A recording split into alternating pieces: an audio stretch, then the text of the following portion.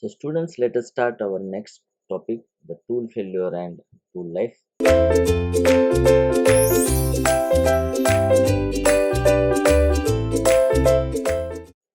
So when we can see that our tool is failed, okay. So whenever the tool is not performing machining operations satisfactorily, it is called as the tool is failed or tool failure occur. So so how to check whether the tool failure is occurred or not? So we are having some online process parameters or online parameters we are using for measurement of satisfactory machining operation. Okay. So as the definition, whenever tool is not performing satisfactorily, it is called as tool failure. And the online process parameters for measurement of this satisfactory performance in the metal cutting are: number one, surface finish produced on the workpiece. Say, at the beginning of the machining operation, it is found that the excellent and mirror-like finish is produced on the workpiece. Okay, but after some time, when the lines are produced on the machine surface or the tool marks we are going to observe by your eyes, it is assumed that the surface finish is reducing and the tool is failed.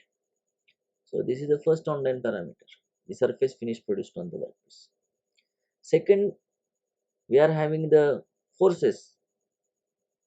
Okay, forces induced in the cutting. I'll take forces first before power consumption and temperature. So you can directly measure the forces by connecting the dynamometer to the work table, and we can measure the forces of machining online. So whenever there is an increase in the force that is taking place more than 15% from the original forces, so you have calculate the forces that is having some x value, and when you are measuring actually by putting the dynamometer below the work table, so the readings are more than 15%, right? So you can say that the tool is failed. Next, when we talk about the power consumption, so how to check that? By connecting ammeter to the input of the electric motor, the current drawn by the motor will be measured online, and whenever the increase in the current drawn by the motor is greater than 15% from its original value, it is assumed that the tool has been failed.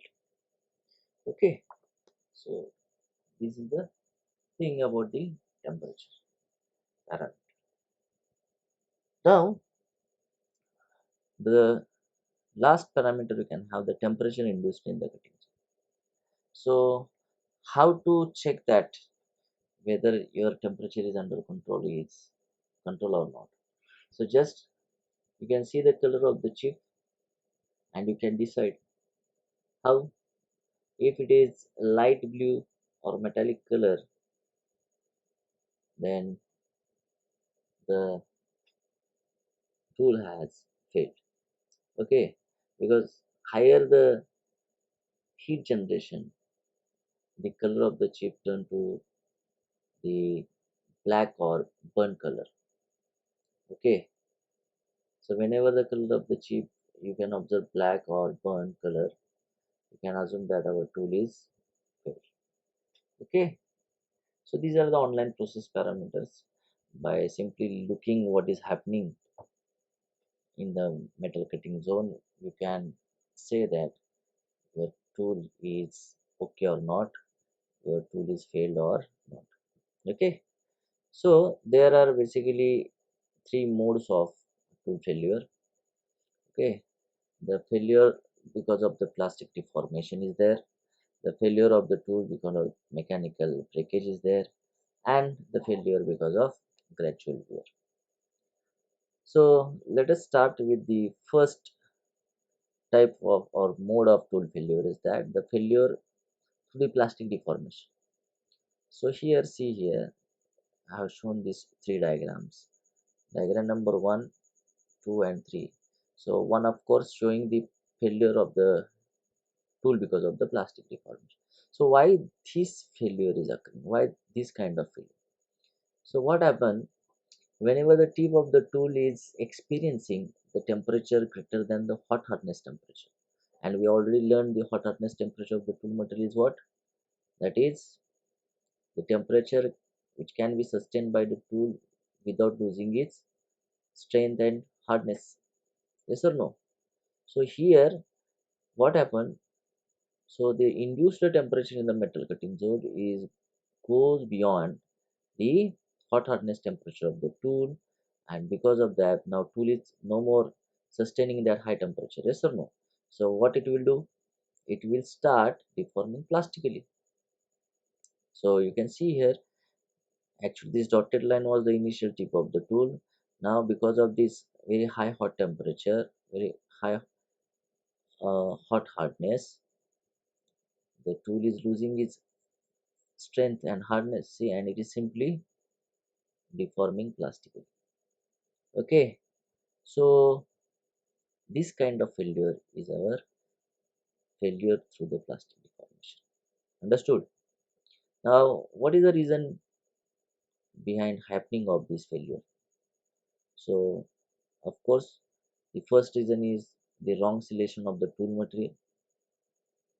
The tool should be having that much hot hardness temperature to withstand the temperature which is induced in the metal cutting zone. Then the second very important reason is that you have selected the wrong process parameters, right? That is speed, feed, and depth of cut. We are having the wrong selection of these process parameters, right? So these are basically two things or reasons for this plastic deformation failure. And of course, this is not normal failure. This is the abnormal failure of the tool. Now, when you see this is the second diagram, you can see directly this tip of the tool is broken. Yes or no? This is the failure through the mechanical breakage. So what happened during the machining of the workpiece? If in the workpiece itself there is a large uh, hot inclusion, or rather you can say any blowhole is present. So during the machining, this tip of the tool will come in contact with that either hot enclosure or the blowhole, so that what happened, these sudden forces are acting on the tip of the tool, right? And because of that, the sudden impact, the tip of the tool is breaking mechanically, isn't it? And this failure is occurring. So this is known as the failure of the tool through the mechanical breakage. So of course this is also not a normal failure. It is also considered as the abnormal failure, because the workpiece that has come on the line or on the machine, it should be get inspected first whether it is okay or not. So this is also again not the mistake of tool. See, even number one, okay, number one, this failure and this failure not because of the tool mistake. This is the first was because of wrong selection of process parameter, wrong selection of tool itself, because you have chosen the lower hot hardness temperature, that's why it got deformed plastically. Here sudden hot inclusion of blowhole come in contact with the tool, and sudden impact forces, that's why the tool got break here. And last failure you can see here, this is the failure through the gradual wear. Gradual wear means tool, we started working with the tool, we have produced many work surfaces, we have produced many workpieces and number of components. After, because of some wear and tear, now it is gradually it is failed. So you can say this is a natural failure or abnormal failure. Not abnormal, it's a normal failure, because tool has done his work, and after that, after doing his or is performing his work, it is uh, failing, right? So let us see this gradual wear failure. So here As the machining continues, the wear of the tool taking place continuously, and whenever the wear becomes considerable, the tool cannot perform satisfactorily. This is called as the gradual wear, right? So the gradual wear, you can see there are two types. One is see crater wear on the rake face of the tool, and at the flank face, this is a flank wear. This on rake face, this is blue color. This is the crater wear, and red wear here is a flank wear of the tool. Okay, there are basically two wears that is fall under the category of the failure of the tool because of gradual wear. One is crater wear and another is flank wear. Let us see the crater wear we have already seen. So see the wear taking place of the rake face of the tool like a crater is called as crater wear. So what are the reasons for crater wear? Okay, so first reason is that there is a huge friction between the chip and the tool rake face, interface of the chip and tool, and at the same time there is a microchip of producing the abrasive actions at the chip tool interface. Okay, this is not a microphone, this is a microchips present at the chip tool interface having the abrasive action. And third is abrasive action of fragments of built-up edge present at the chip tool interface. So because of this abrasive action of these fragments of these chips producing the built-up edges at the chip tool interface. And the fourth reason is for the crater wear is that diffusion wear. So what is diffusion wear? So already I discussed this diffusion when we discussed the HSS or we discussed the diamond tool. So sometimes tool material diffusing from the tool and depositing over the work due to the atomic attraction between the workpiece and tool.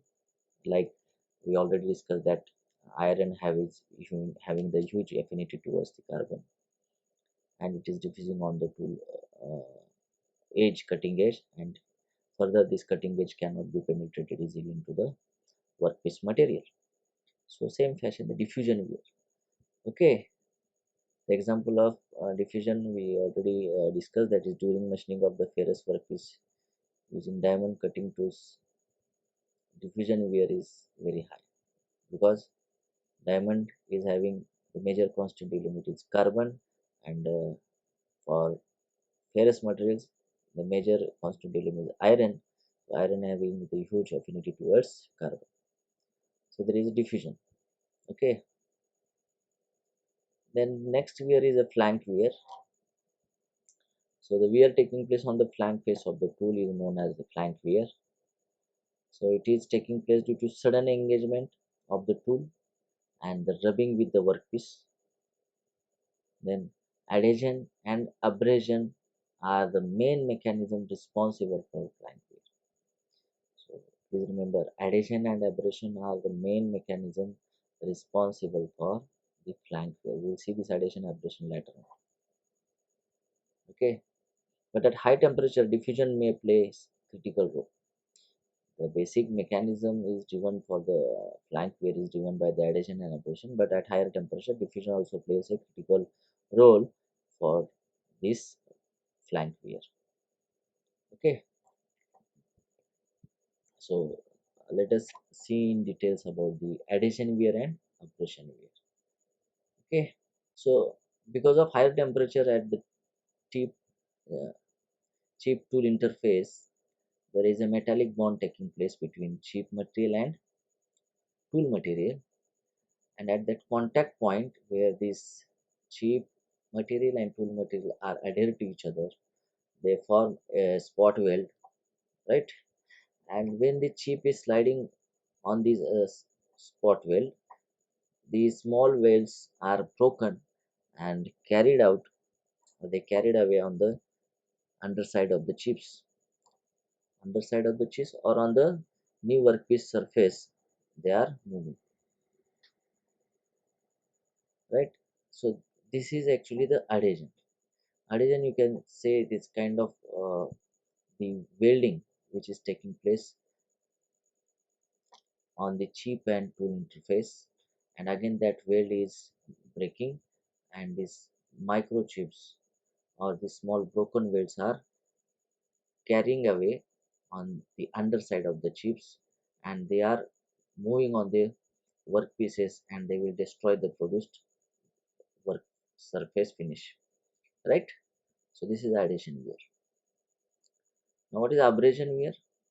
So this wear taking place when the hard particles on the underside of the chip passes over tool face and remove the total material by mechanical action.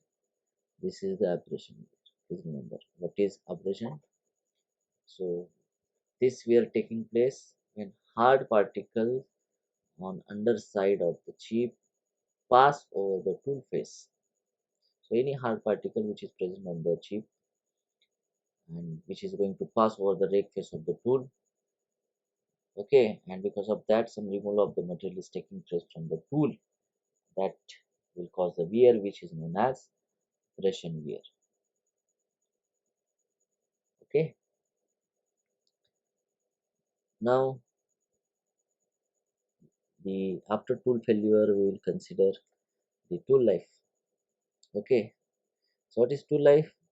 The tool life is what? The time or the time between two successive regrindings of the tool is known as the tool life. Okay, between two successive regrinds, whichever time the tool was performing nicely, the time is our tool life. So it can be measured either in terms of volume of material removed, number of work pieces made or machined, or in simple time unit we can have the measurement of the tool life. Most commonly we are using this tool life in minutes, right? So which are the factors that influence the tool life? So number one, the properties of the workpiece material, very important. How is the microstructure? Because as we know that microstructure of any material decide the properties for that material. So of course the microstructure of which of course workpiece we are going to machine. Then the strength side and strength and hardness of this material that we are going to machine. Then the degree to which the material is cold work, because you know cold working is causing material is to be harder and stronger for the deformation, of course for machining also. So what happened, the work hardening or strain hardening is occurring in cold work components. So up to what extent the degree, or up to what degree we have done the cold working on that workpiece material is also important. So yes, this is a very important factor which influence the tool life, that is the properties of workpiece material. Next, the tool geometry. So yes, as the tool geometry changing, you know that rake angle increases, the cutting force decreases. So we are having an increase or decrease in these angles, rake angles, also in the relief angles. We are having increase or decrease of the of the tool. So tool geometry is affecting the tool life also, right? As you know, tool life at the rake angle when wear goes on increasing, the wear length is goes on increasing. So there is extra time required to go this tool onto the regrinding table, right? So same thing in the case of relief angles also increase the wear length, and as wear length increases the tool life goes on increasing. Then the third parameter, that is the use of cutting fluids, right? So when the cutting fluids is used in the machining, it is acting as a lubricant in the friction zone, and it is carrying away the heat as well as the chips. So this is influencing the tool life, and because of this presence of this cutting fluids, what happened? The forces are reducing and the tool life increasing. Then the machine variables, we are having speed, feed, and depth of cut, right? So these are very important parameters affecting the tool life. Let us see the relationship between the cutting speed and tool life. So, so there is definite relation between the speed, cutting speed, and the tool life. That is, we know that if you increase the speed, definitely you will get these maximum MRR, but at the same time, the tool life will be shorter. Yes or no? Because it will having the fast wear and tear of the tool at higher cutting speeds. So the relationship between this cutting speed and the tool life was given by the F.W. Taylor. He spent at least the 30 years of his life in the field of machining, right? And he gave the relationship that is V into T to the power n is equal to constant, where V is the cutting velocity, T is the tool life in minute, cutting velocity VC or V in meter per minute, and n is the n is known as the Taylor's exponent. Okay, and C is a constant. So this is very important relation, dear friends. V into T to the power n is equal to constant given by Taylor. This is known as Taylor's tool life equation. What it is known as? It is known as Taylor's tool life equation. Let us see here. Okay, so this value of n is very important. This is Taylor exponent, and it is depending upon the tool materials. For say HSS, it is zero point 0.1 to zero point 0.5. For carbides, it is zero point 0.2 to zero point 0.4. For ceramics, it is zero point 0.4 to zero point 0.6, and for diamonds and CBN, it is zero point 0.7 to zero point 0.9. Okay, so you see here, as you are increasing the cutting speed, you are getting a very short tool life. If you want to have a longer tool life, the cutting speed should be minimal. Yes or no? As cutting speed decreases here, tool life increases. So here there are the two things here. If you want the productivity, if you want the productivity or you want higher production rates, faster rates you have to produce the things, then definitely you need a high cutting speeds. You require high machining speed. Yes or no? But when you are having the high speed for the metal cutting, whatever the tool you are using, the life of the tool is very short. See here. At high cutting speeds, you are getting very low tool life, but as you want greater tool life, maximum tool life, you should use the minimum cutting speed.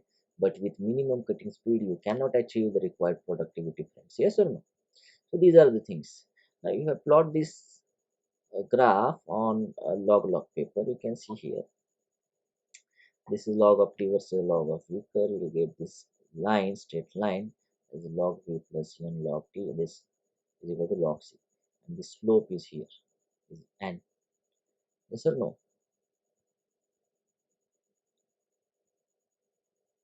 So this see on log v and log t graph, Taylor's tool life equation presents a straight line, and slope line gives the value of n, and cutting speed for 1 minute tool life is a value of constant c.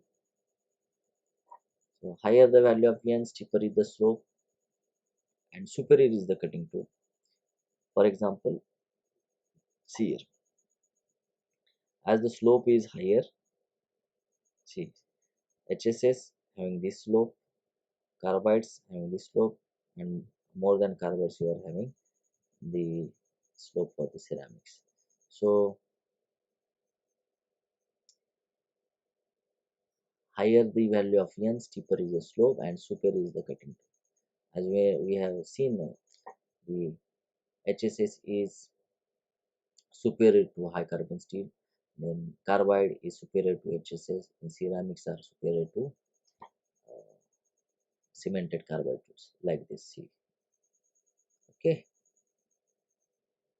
Then we are having the effect of feed and depth of cut on the tool life. Just now we have seen the effect of cutting speed on the tool life, and that expression given by the Taylor, that is Taylor's tool life equation. In addition to that, we are also having the effect of feed and depth of cut on the tool life, and the relationship is given as this Vt to the power n into feed to the power p into depth of cut to the power q is equal to constant. Please remember this equation is also known as the modified or generalized Taylor's tool life equation, where F is a feed in mm per revolution and D is a depth of cut in millimeter. P and Q are the constants where P is greater than Q.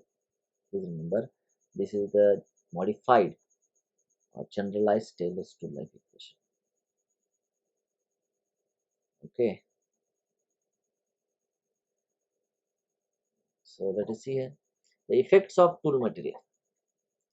So ideal tool material is one which remove maximum material at all cutting speeds.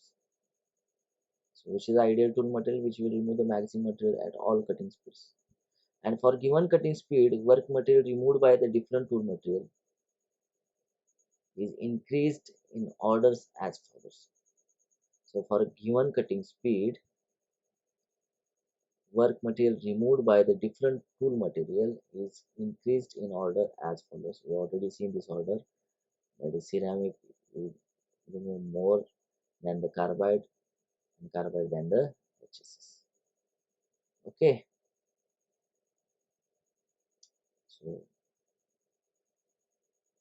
this is enough for this video. Next we'll continue this same topic in next video.